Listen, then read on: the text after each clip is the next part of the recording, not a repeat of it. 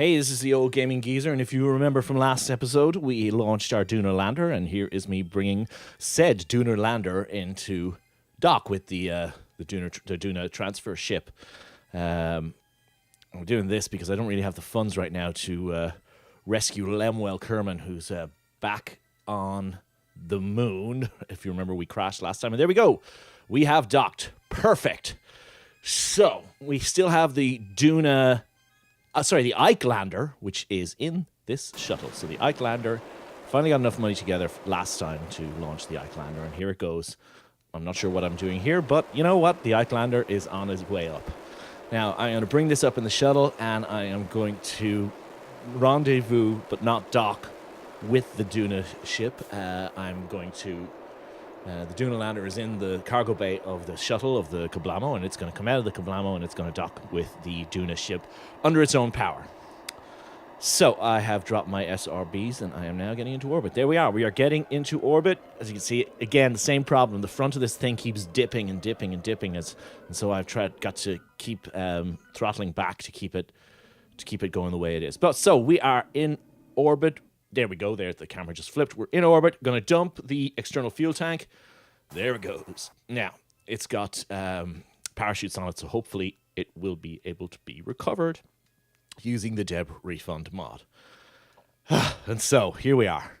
Just getting the Kablamo into orbit using RCS only. Now, as you can see, I couldn't have launched at a worse time for rendezvousing with the Duna ship. So let's take a moment to have a look at the Ike lander. Now, I'm hoping that Ike lander has got enough Delta V to land on Ike and return to orbit. Shep Ben Kerbin gets out and has a quick look to make sure the payload is safe after the launch. Everything looks pretty good. He's going to check the bottom of the ship to make sure we haven't lost any tiles. Not that this ship actually has any tiles. So Shep Ben here is the only person on this shuttle because I'm going to take one of the guys back from the Duna ship before we go back, and we're having our Star Trek motion picture moment here as we're just looking around the ship, but you know, that's okay.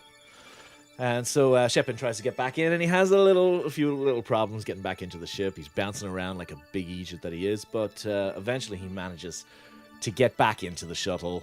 Not quite yet, but soon. But there it is. So another YouTuber called Colomni hooked me up with this mod called... I can't remember the name of it. Oh my god. Oh, Fine Print. A mod called Fine Print, which adds new interesting contracts.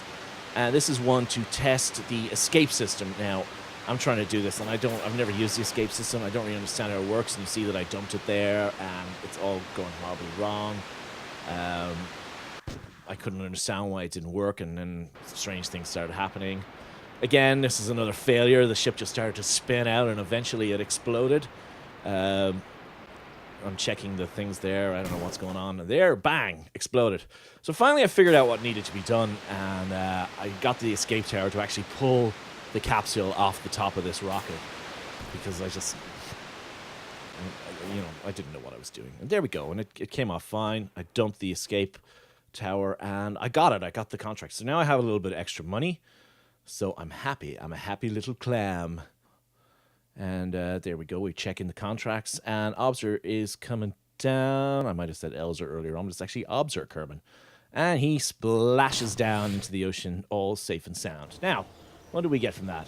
Obser got a couple of ribbons. He got the splashdown ribbon, and he got the 20% solid fuel booster ribbon. His ship was made of more than 20% solid fuel. And we successfully recovered the vessel, which is good. So we're going to get some money back from that. We recovered the lander can, the parachutes, and we even recovered some monopropellant. That's not so bad. So this is part of the Fine Print mod, extra contracts, and this is a cool one. This is aerial surveys of Kerbin. So I've got to fly through four nav points at a height of, I think it's over 16,000 meters. Can't really read that on my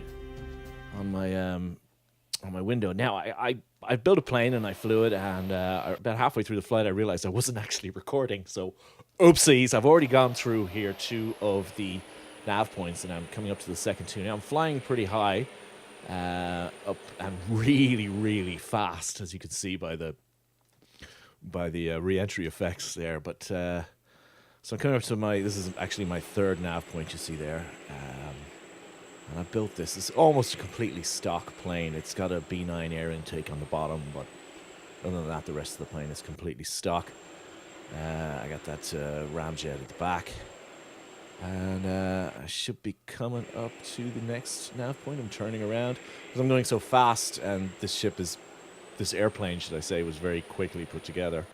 I gotta be very careful when turning it, otherwise it's just going to start spinning out of control. So here I am. I'm coming up to the next nav point. Now, sorry I'm doing all this at night, but I've only got like a couple of days. I think I've only got maybe 2 days, 3 days left before my Duna window. So there I am, flying into the nav point, and I have completed the survey. So excellent. As you can see there, I've got all 4 of the nav points, and I'm now heading back to the KSC because, well, I can't see. I have no idea where I am. I could be over land. I could be over water. I do not know. So I'm flying like crazy to try and find my way back. I have a fair idea. I know where the KSC probably is. It's like northeast of me, so I'm trying to fly in a northeasterly direction. And I can't see a thing. Can't see a bloody thing. I'm slowly coming down as well. I'm now at 15 kilometers above the surface. I'm pretty sure I know what the latitude of the KSC is, because it's probably under all those orbit paths on my map view. So I'm just trying to get up to the equator. If I can get up to the equator, then I can find it, because I know I'm not that far away from it. As you see, I'm going so fast that the stars are... What am I doing here? Oh, I was seeing, could I increase the gamma correction on the game, because I couldn't see anything. Oh, it was terrible. Now, I'm beginning to see that I'm coming up on land, and I think that is the continent that has the KSC on it, because I saw some mountains there, and I think those are the mountains beside the KSC. So I'm flying like crazy, trying to find this place in the dark. I can't see anything. I don't know what the hell I'm doing. And I kind of think that I'm slightly off course, so I turn a little bit to the east. Again, this plane is very hard to turn at this speed. And as you can see, I can see it now in the video, but I missed it last night when I was recording it. I've passed the Kerbal Space Center. I've passed it, but I haven't realized this yet. I think I'm pretty sure I have not realized yet that I've passed the KSC, but I'm still flying. And I think it's at this point I realized I think I've passed it. So start turning towards the east again and try and bring myself around. And I can't see it. I don't know where it is. But I know I've passed it, but I just have to get myself back. There, and I spot it. I just saw it there for a second on the screen. So I got myself around. I get myself around slowly. Now I lost it again, but I know vaguely where it is. So I'm slowing down this plane because I'm flying very fast. Well, I was flying very fast. I'm trying to spin the plane around as quickly as I can without allowing it to spin out of control, because this plane has... Well, I put it together in about 5 minutes and hoped it would work, and surprisingly it did. So I'm coming around. So the mission was pretty easy, but pretty fun as well, to fly around these nav points. It's an exploring Kerbin contract. And there we can see the lights of the Kerbal Space Center now. We're on our right is the island airport, and we are coming in for landing now. So please stow your tray tables and keep your arms and legs inside the aircraft at all times. So I'm slowing down, trying to get myself down, and the sun is beginning to come up as well, because you can see there's a light on the plane, but it's still very, very dark. And I'm lining myself up for the runway, and I'm slowed down pretty well now, and I'm about 3 kilometers up and dropping fast. And at this point I start to think, you know what I've never done? I've never landed a plane from inside the cockpit before. And I'm not the greatest pilot, but I think, I'm going to try it. And I'm coming down, I kill my engines, and we're back to normal speed now. And Okay, my engine's on 65 meters per second, still a bit fast. Flaring just a tiny bit. And we're dropping down. My engines have now cut out. Flare just to drop myself down. 45 meters per second. Passing by the spaceplane hangar, and touchdown. We're down safely on the ground. You know what? That's just fantastic. And that was just smoothly straight down onto the ground. And there's my plane now that we can finally see it in daytime and when it's not covered in flames. Not covered in flames. And I'm just looking at it now, and I was sitting back, and last night when I was recording this, I was talking to my son, saying, oh, what a beautiful plane it is, and how fantastic a pilot I really am. And then I realized that I hadn't actually put on the brakes, and I'm getting close to the end of the runway. So I bring the mouse up to put on the brakes, but I closed the landing gear. Oh my god, I closed the fecking landing gear and destroyed the plane. Well, that's classic old gaming geezer antics going on there. And so there I have. I've destroyed my lovely plane. But you know, I got my contract. Got a couple of ribbons for Obser. You know, he was in space a long time. He didn't get that many ribbons, but now, you know, he's getting some more. Well, we got most of the plane back. Well, some of the plane back. I got some science for that, which is great. And there we go. All good. So back to Nelvis Kerman, who's in the shuttle. He's currently trying to still do a rendezvous with the Duna ship. We're using a hell of a lot of monopropellant here to get this. I had to do a slight plane change maneuver, as you see me doing here. I did not plan this shuttle trip very well at all. So it's not working out so well. Well, we're approaching now the Duna ship. We're about 15 kilometers closing. Still trying to slow down.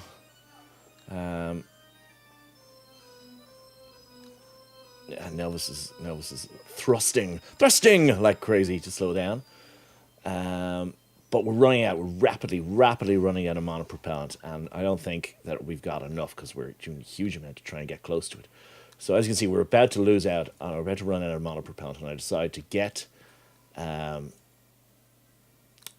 Shep Ben out and get him to get into the Ike lander on his own, and actually just bring that over and dock it, which was originally the plan anyway, but he was going to be a hell of a lot closer. So I get the Ike lander out of there. I actually have to switch to the Ike lander because I forgot, and there's a lovely view from inside the Ike lander, and there's our shuttle bay of the Kablamo shuttle.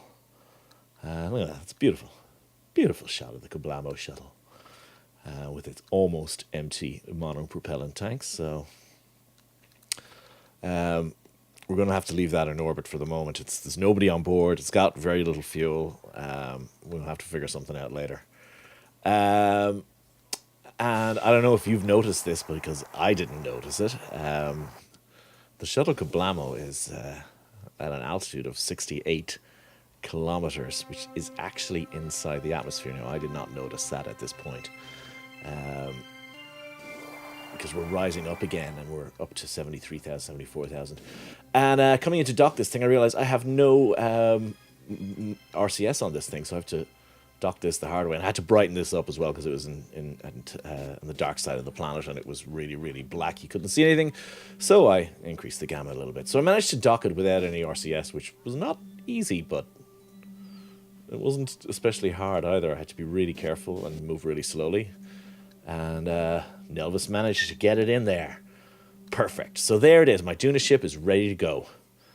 But we're still a couple of days away from our launch window. I'm just shutting down the engine on the end of the Ike lander because I don't want that to start shooting. Now, this ship is going to go up and pick off the extra guys off the Duna ship, because there's 5 guys in the Duna ship and it only requires 3.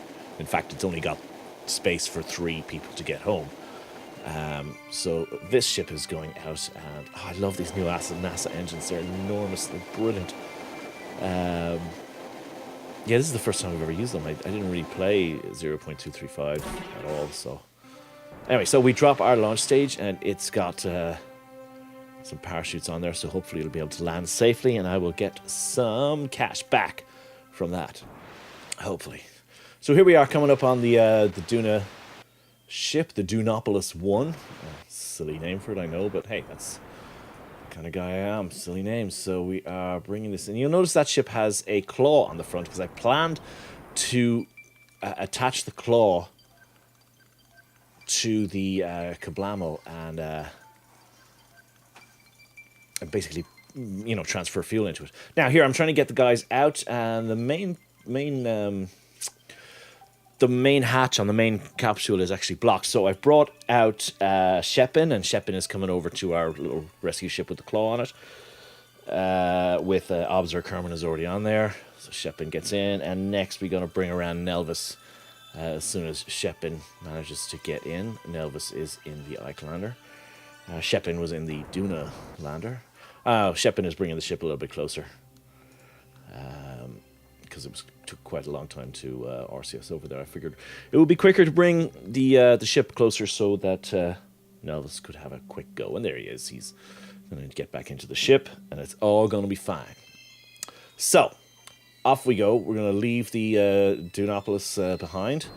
We're going to rendezvous with the Kablamo shuttle. And we're going to transfer Shepin over to the Kablamo, and he's going to... Well, we're going to dock with the Kablamo with the claw. We're going to attach onto it with the claw because the Kablamo has no way to dock. Now, it's here that I realize, look at the altitude there. I'm 65 kilometers up. I cannot get close enough to dock with this because even though we are in...